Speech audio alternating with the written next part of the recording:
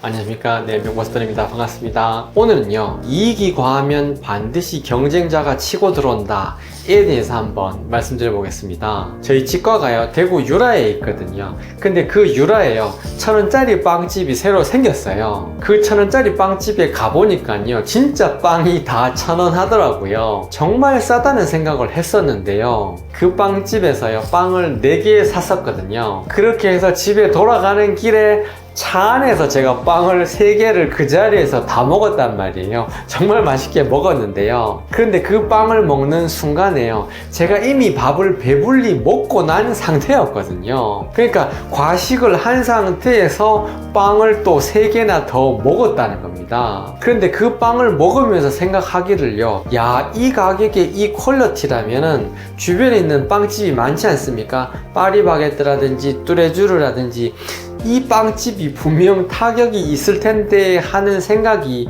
들더라는 겁니다. 그렇게 빵을 맛있게 먹고 난 다음에요, 잠을 자고 일어났는데요, 근데 갑자기 허벅지가 너무 가려운 거예요. 이 허벅지가 이렇게 가려운 게요, 탄수화물을 너무 많이 먹어서 그런 것 같더라고요. 피에 당분이 너무 많으니까, 그러니까 혈당이 높아진 거죠.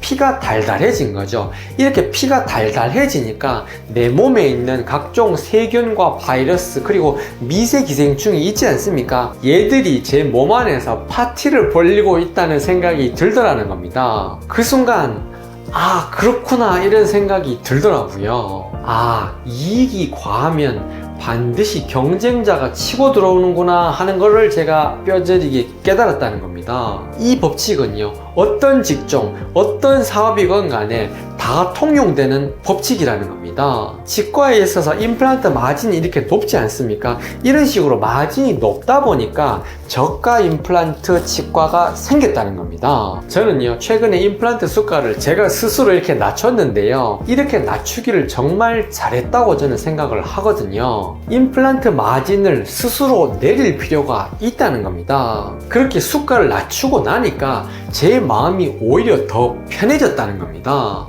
내 몸도 마찬가지인데요, 영양소가 과잉했기 때문에 그래서 벌레가 생긴 거라는 겁니다. 이것이 자연의 이치라는 겁니다. 스스로 중용을 지키라는 뜻이라는 겁니다. 이익이 과하면 파리가 꼬이는 법이라는 겁니다. 먹는 양을 줄이든지 운동을 늘리든지 둘 중에 하나는 해야 된다는 겁니다. 제 허벅지에 피부 트러블이 생긴 것도 그렇고요, 파리바게뜨 옆에 1,000원짜리 빵집이 생긴 것도 그렇고요, 잘 되는 치과 옆에 반값 임플란트 치과가 생기는 것도 마찬가지고요, 그리고 한때 무인 스터디 카페가 계속해서 이렇게 생겼지 않습니까? 그것도 똑같다는 겁니다. 인형 뽑기 가게 옆에 또 인형 뽑기 가게가 생기고 또 그 옆에 인형 뽑기 가게가 생기는 것, 이게 원리가 똑같다는 겁니다. 이 같은 현상들이 전체가 다요, 하나의 원리라는 겁니다. 진입 장벽이 낮고요, 내가 들인 노력 대비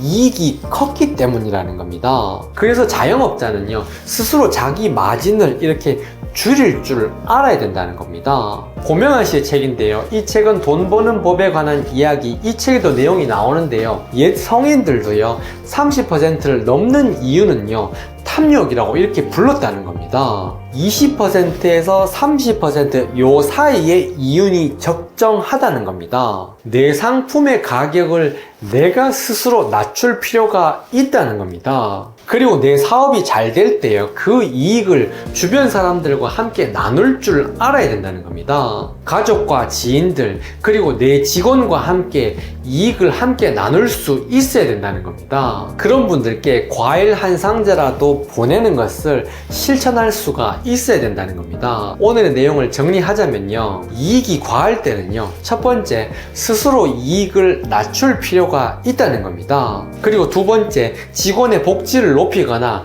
아니면 내 상품의 질을 높일 필요가 있다는 겁니다. 그리고 세 번째, 주변 사람들한테 베풀어야 된다는 겁니다. 그래야 나한테 유리하다는 겁니다.